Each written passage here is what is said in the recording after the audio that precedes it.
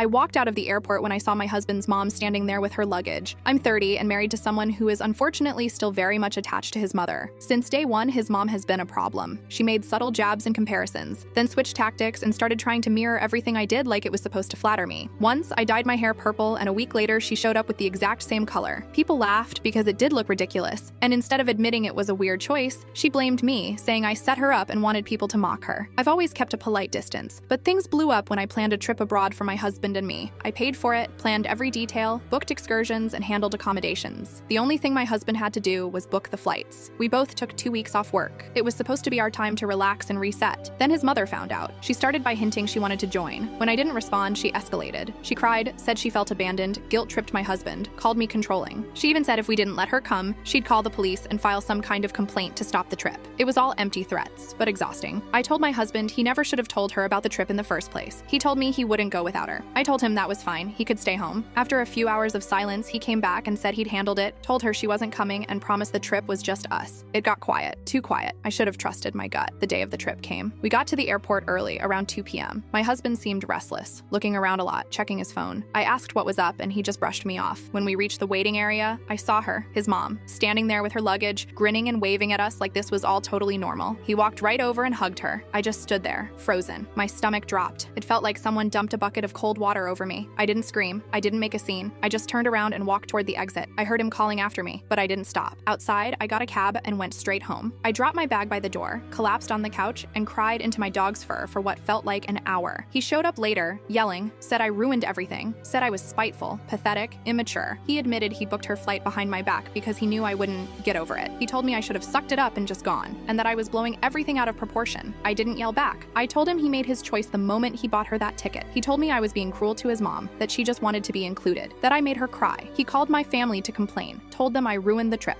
Then he left again, to drive his mom home, apparently. My phone buzzed with messages from relatives saying I could have handled it better, that I let her win by not going, that I should have just enjoyed myself despite her being there. Later that night, I checked the airline app and saw he'd rebooked the tickets for just him and his mom. They flew out the next morning. I only knew because she posted photos, smiling in front of famous landmarks, tagging him in every post. Mother-son getaway, finally taking time to explore the world. Couldn't ask for a better travel buddy. I didn't comment. I packed an overnight bag and went to stay with my cousin for a few days. When he got back, he acted like nothing had happened, walked in with duty-free chocolate, handed it to me like that would fix everything. I asked him where he planned to go next, with or without me. He said we should just put it behind us. I opened the closet, pulled out a suitcase, and started packing. Not for a trip this time, but because I wasn't staying. He asked where I was going. I said, somewhere you didn't buy 3 tickets to. Then I shut the bedroom door and finished folding clothes into the bag. He knocked once, then left. I left that night.